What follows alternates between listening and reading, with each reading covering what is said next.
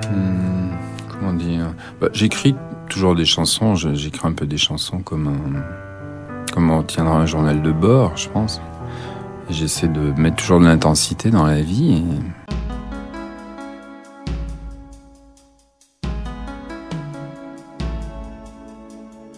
J'ai eu dans la presse le berger Murat, c'est pour ça que je disais berger tout à l'heure. Tu te sens berger? Tu es berger?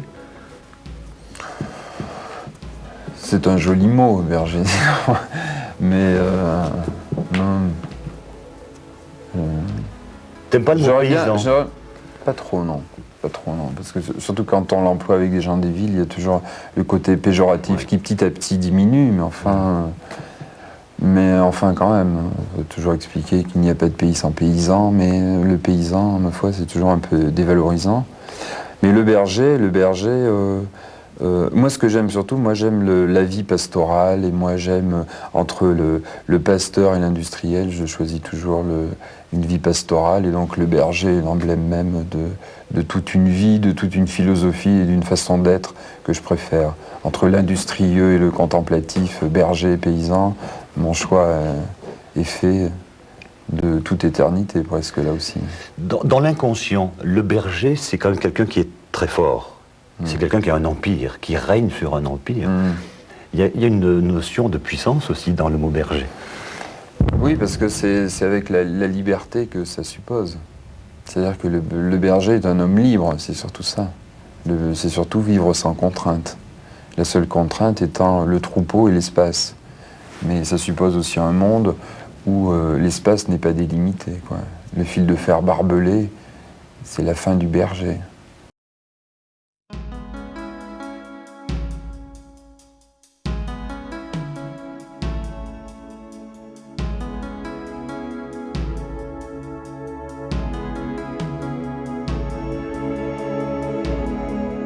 D'avoir mené les chevaux, d'avoir traversé les glaces pour me bâtir un troupeau, n'apaise pas mon angoisse. Pourtant le soleil est haut, dans l'azur pas de menace. Je rêve parmi les chevaux d'horizons mauvais d'espace. Je voulais donner mon sang, ma vigueur et mon audace, mais sans passion à présent. Dieu que cette vie me lasse.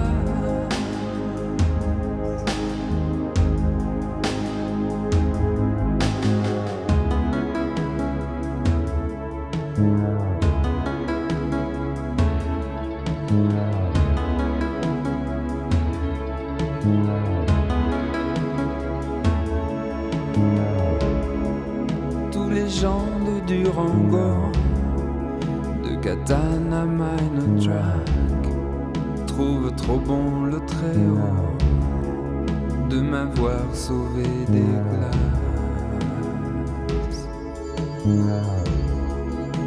Je déteste la vie de ces bâtisseurs d'empire, de ces voleurs de prairies, où tu trouveras ta place. Je partirai cette nuit sous un ciel peuplé d'étoiles. Je ne connais qu'une envie, je veux retrouver mon âme.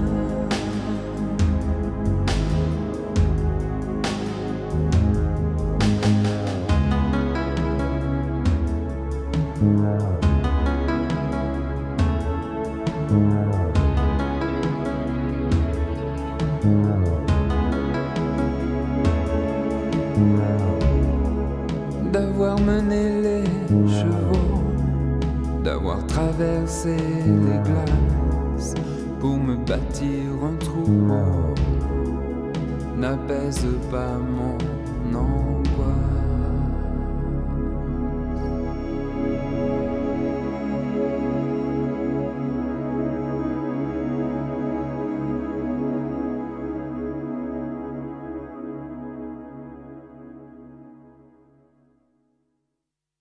Est-ce qu'on boit un petit coup, hein? Bah, c'est une idée aussi qui m'a traversé l'esprit. On se boit une bière, un truc? On se met là? À l'ombre.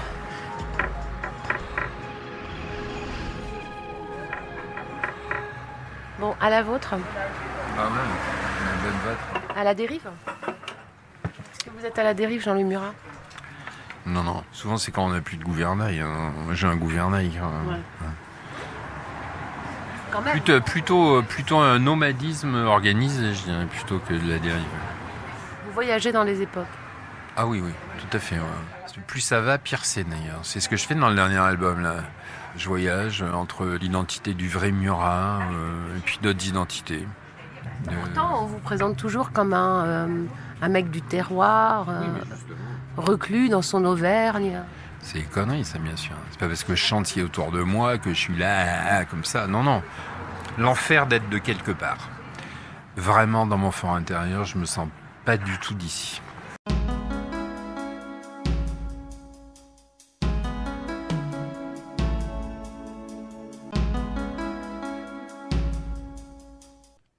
L'Auvergne a toujours été une terre d'accueil des étrangers. Oui. Elle l'a montré Oui. à de nombreuses reprises dans son histoire. Et dans votre dernier album, il y a une chanson qui évoque le drame des migrants.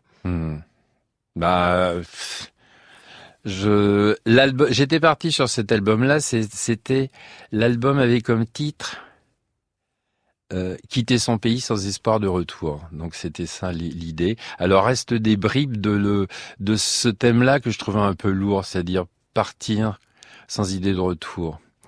Et alors je pense que le migrant qui est l'image moderne un peu, je trouve de l'image moderne du poète. On peut pas s'empêcher de penser à Rimbaud, des gens comme ça, donc des adeptes de la migration, contraintes ou non, et qui n'ont plus vraiment leur place dans ce monde. Et peut-être que nos grands-parents étaient aussi comme ça, et n'ont pas pu trouver leur place dans toutes ces migrations que peut faire l'esprit, ou qu'on peut faire aussi dans l'espace et dans le temps. Mais je crois beaucoup, en tout cas, au fait de migrer, en tout cas dans son esprit, de changer, de ne plus être soi-même, ou d'avoir différent soi-même.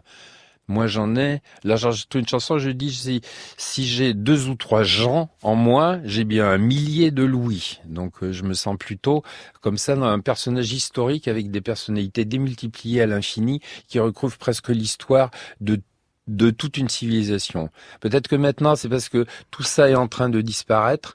Et moi, je me sens personnellement surinvesti d'une responsabilité par rapport à tous les ancêtres pour défendre je ne sais quoi, mais une certaine idée, peut-être une certaine idée du diable, du ciel, des nuages, de la pluie, des vaches, du rapport avec les animaux, de rejoindre tout ça.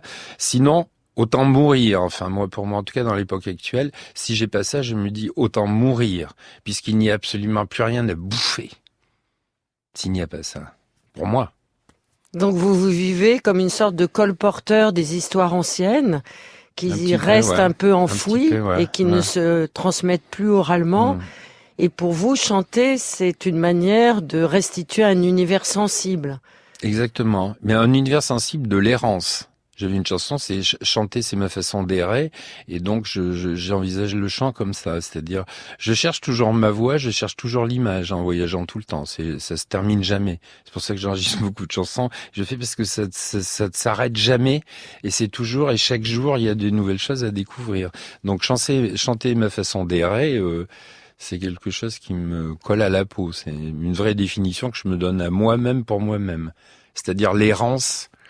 Il y a quand même un petit poussé. Je sème des chansons pour essayer de m'y retrouver des fois, mais je crois que c'est l'errance qui compte essentiellement. Enfin, pour moi, je vois pas autre chose.